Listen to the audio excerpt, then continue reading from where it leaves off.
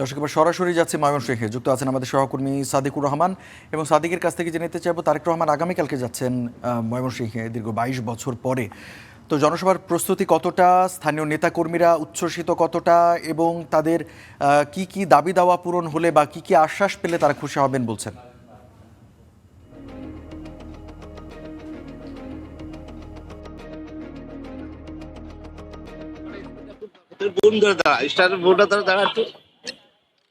লাইভে আছে ভাই, পরে আর কি মারবেন।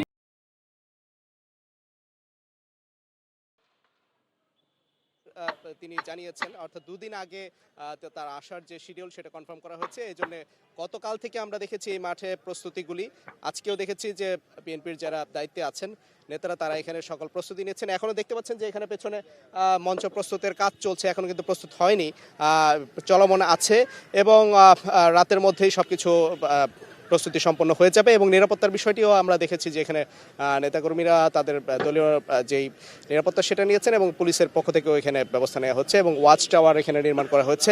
আরেকটা বিষয় যে এখানে দলীয় নেতাকর্মীদেরকে যে এখানে সমাগম করার যে বিপুল সংখ্যক নেতাকর্মী এখানে জড়ো হবেন, বিশেষ করে ময়মনসিংহ বিভাগের অধীনে যে জেলাগুলি আছে সব জেলাগুলি থেকে, এবং এখানে যারা আসলে সাধারণ মানুষ আছেন এবং দলীয় বিশেষ করে নেতাকর্মীরা যারা আছেন তারা দীর্ঘদিন পর কিন্তু তারেক রহমানকে স্বচক্ষে দেখবেন এখানে।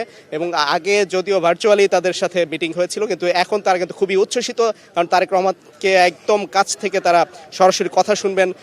এবং সেই ক্ষেত্রে তাদের কিছু দাবি দেওয়া ছিল আসলে সাধারণ মানুষের, বিশেষ করে ময়মনসিংহবাসীর জন্য তারা কিছু দাবি তুলে ধরবেন নেতাকর্মীরা, সেটা আমাদেরকে জানিয়েছেন। বিশেষ করে এখানে যোগাযোগ ব্যবস্থাটা খুবই খারাপ অবস্থা, কারণ যানজট, এবং এখানে একটি মাত্র রেল লাইন দিয়ে ঢাকা ময়মনসিংহ যে যোগাযোগ করা হয়, কিন্তু প্রতিদিন এখানে 20টিরও বেশি ট্রেন এখান থেকে ছেড়ে যায়।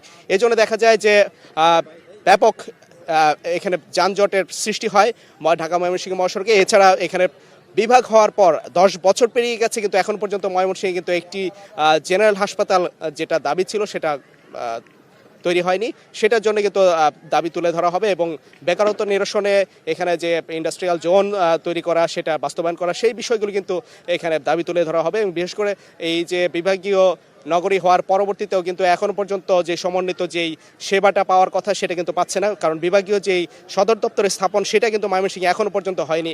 10 বছর পেরিয়ে গেছে বিভাগ হওয়ার, সেই বিষয়গুলি কিন্তু এখানে তুলে ধরবেন। পাশাপাশি দলের নেতাকর্মীদের মাঝে যেই দেখা যায় যে বিভাগগুলি যেগুলি আছে সেগুলি সব নিরসন হবে খুব স্বল্প সময়ের মধ্যেই। তিনি আসার পরবর্তীতেই দেখা যায় খুব অল্প সময়ের সংক্ষিপ্ত সফরে আসেন, কিন্তু নেতাকর্মীদের মাঝে কিন্তু যেই বার্তা দেওয়ার কথা নির্বাচন কেন্দ্রিক সেটা দিবেন, এবং এর মধ্য দিয়েই সবার মধ্যে একটা ঐক্য সৃষ্টি হবে, সেটাই প্রত্যাশা করছেন এখানে বিএনপির নেতাকর্মীরা। এই ছিল এখান থেকে সবশেষ। সাদিক, আপনাকে ধন্যবাদ।